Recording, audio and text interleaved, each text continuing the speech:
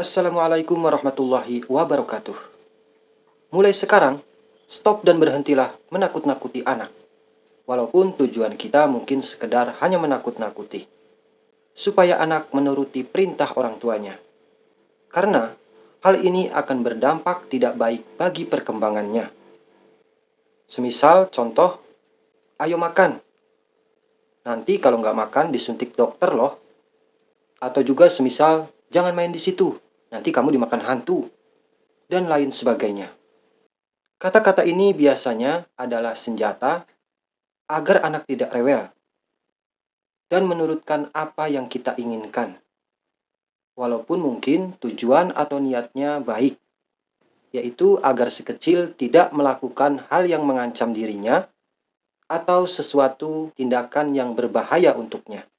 Namun, tahukah Anda, kebiasaan yang sering dilakukan orang tua seperti itu bisa saja dimaknai sang anak sebagai suatu ancaman yang tentunya akan berakibat tidak baik bagi tumbuh kembangnya atau perkembangannya sang anak. Entah itu berdampak kepada jiwanya dan mentalnya kelak bagi sang anak.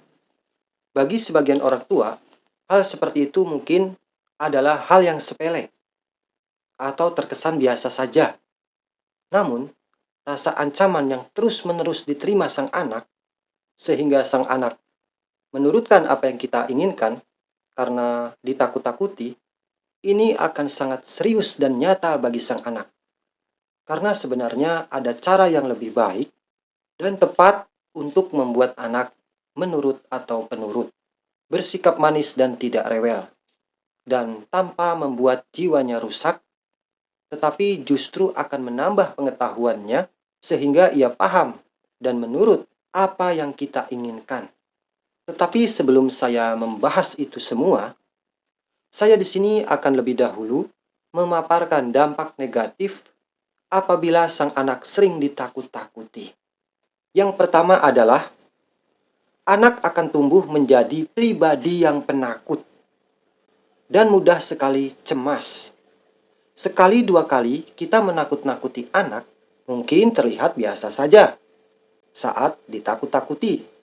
Namun, apabila cara ini sering dilakukan terus-menerus, bisa menjadi pemicu anak berjiwa penakut untuk melakukan hal-hal tertentu lainnya. Dan parahnya, anak akan menjadi seorang anak yang tidak bisa mandiri karena perasaannya takut untuk melakukan sesuatu hal tanpa bantuan orang lain. Ini biasanya terutama kepada ibunya. Dikit-dikit ibu, dikit-dikit ibu. Jadi seakan-akan tidak bisa lepas dengan ibunya. Yang tentunya pada akhirnya kita juga sebagai orang tua yang akan repot. Lalu dampak negatif yang kedua adalah anak akan tumbuh menjadi seseorang yang tidak percaya diri.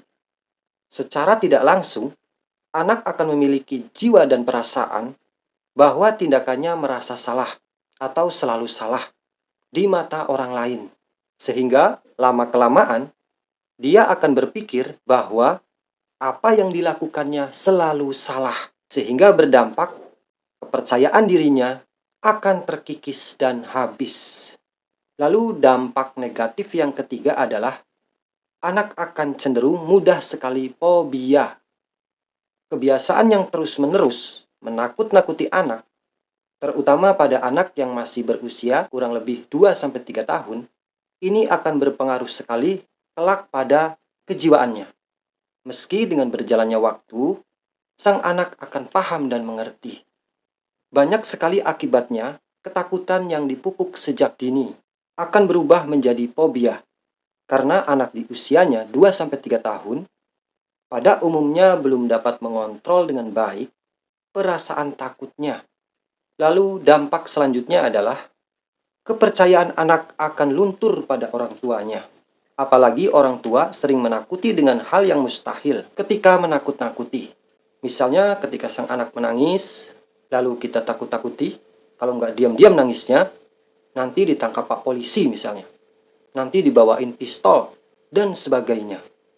Jika ancaman itu sering dan berulang, dan saat anak sudah mengerti kelak bahwa Pak Polisi tidak akan mungkin menangkapnya, apalagi menembaknya, hanya karena dia menangis.